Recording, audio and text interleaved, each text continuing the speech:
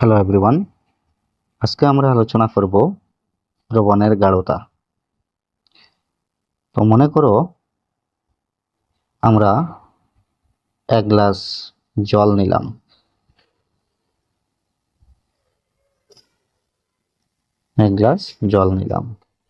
এবং তার সাথে 1 চামচ চিনি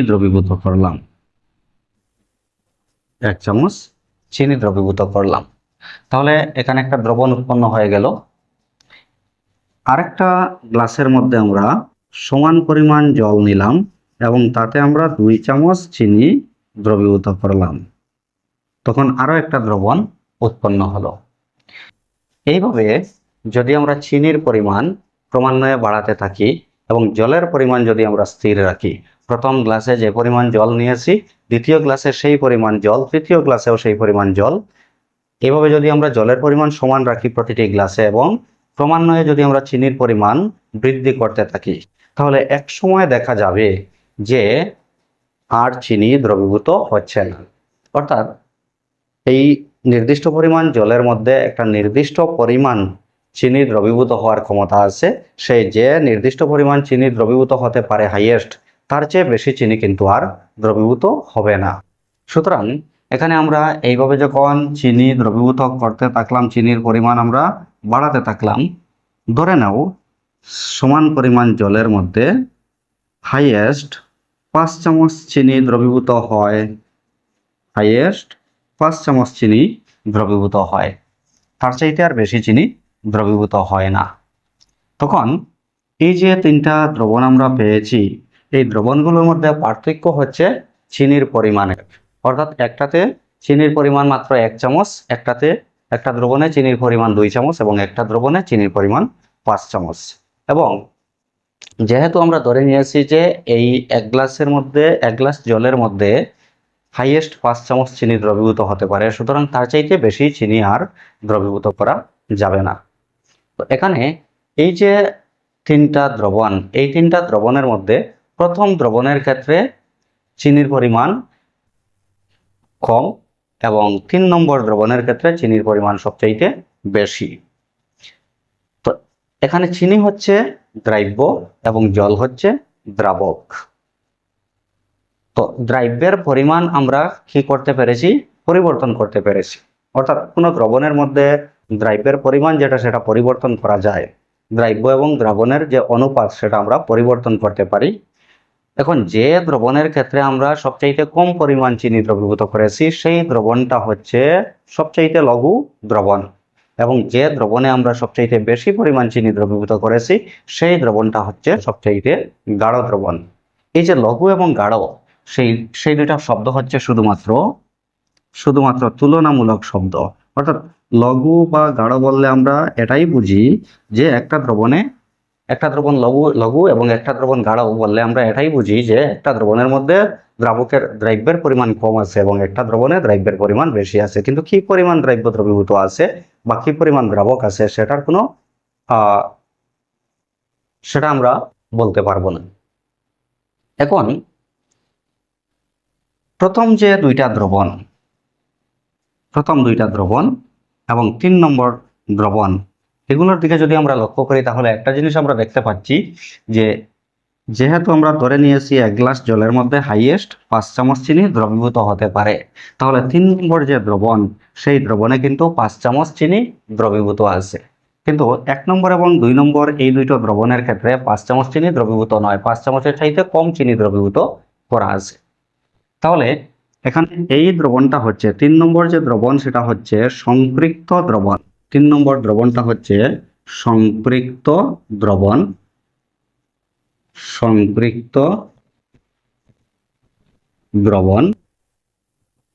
এবং 1 নম্বর এবং 2 নম্বর দ্রবণ দুইটা হচ্ছে অসম্পৃক্ত দ্রবণ। তাহলে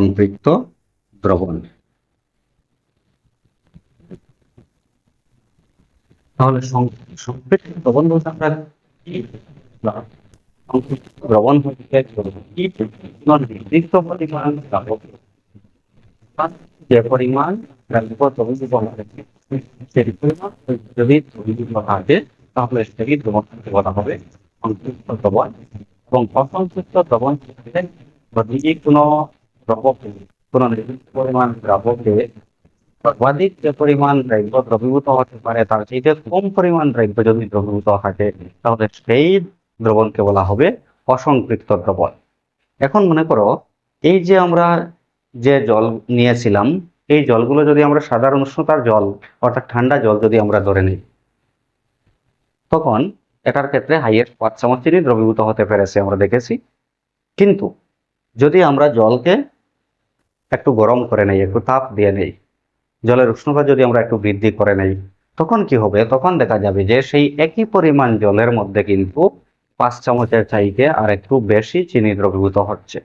অর্থাৎ এই যে দ্রবীভূত হওয়ার ক্ষমতা, সেটা নির্ভর করবে দ্রাবকের বা দ্রবণের উষ্ণতার উপর। যদি উষ্ণতা বৃদ্ধি করা হয় তাহলে বেশি পরিমাণ দ্রব্য দ্রবীভূত হবে, আর উষ্ণতা যদি কম হয়, তা কম উষ্ণতার দ্রাবক যদি হয়, তাহলে সেটাতে কম পরিমাণ দ্রব্য দ্রবীভূত হবে।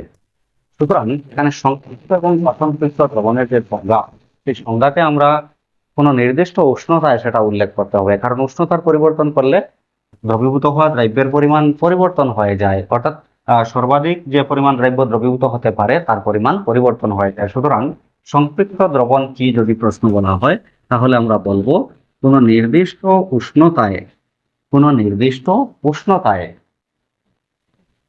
কোনো নির্দিষ্ট পরিমাণ দ্রাবকে, কারণ দ্রাবকের পরিমাণ কম বেশি করলেও কিন্তু দ্রবীভূত হওয়া দ্রব্যের পরিমাণ কম বেশি হবে। তো সেজন্য সংক্ষিপ্ত দ্রবণ কি মানে হচ্ছে কোনো নির্দিষ্ট উষ্ণতায় কোনো নির্দিষ্ট পরিমাণ দ্রাবকে সর্বাধিক যে পরিমাণ দ্রব্য দ্রবীভূত হতে পারে, সেই পরিমাণ দ্রব্য যদি দ্রবীভূত থাকে, তবে সেই দ্রবণটাকে বলা হবে সংক্ষিপ্ত দ্রবণ। এবং অসম্পৃক্ত দ্রবণ কি যদি সংজ্ঞা কোয়েশ্চন বলা হয়, তাহলে অসম্পৃক্ত দ্রবণের সংজ্ঞা হবে কোনো নির্দিষ্ট উষ্ণতায় কোনো নির্দিষ্ট পরিমাণ দ্রাবকে সর্বাধিক যে পরিমাণ দ্রব্য দ্রবীভূত হতে পারে তার চাইতে কম পরিমাণ দ্রব্য দ্রবীভূত হওয়া দ্রবণকে বলা হয় অসম্পৃক্ত দ্রবণ। এখন এখানে আমরা দেখেছি যে 1 গ্লাস জলের মধ্যে হাইয়েস্ট 5 চামচ চিনি দ্রবীভূত হতে পারে, এবং এই দ্রবণটাকে আমরা বলেছি সংক্ষিপ্ত দ্রবণ, কারণ তার মধ্যে সর্বাধিক যে পরিমাণ দ্রব্য দ্রবীভূত হতে পারে সেই পরিমাণ দ্রব্য আমরা দ্রবীভূত করেছি। এটা হচ্ছে সংক্ষিপ্ত দ্রবণ, এবং এই সংক্ষিপ্ত দ্রবণে চিনি হচ্ছে দ্রব্য এবং তার পরিমাণ হচ্ছে 5 চামচ। তো কোনো সংক্ষিপ্ত দ্রবণে দ্রবীভূত থাকা দ্রব্যের যে পরিমাণ, সেটাকে বলা হয় দ্রবণীয়তা। কোনো সম্পৃক্ত দ্রবণে দ্রবীভূত থাকা দ্রব্যের পরিমাণকে বলা হয় দ্রবণীয়তা। তো 3 নম্বর কোয়েশ্চন আমরা লিখব, দ্রবণীয়তা কি? দ্রবণীয়তা কি? এবং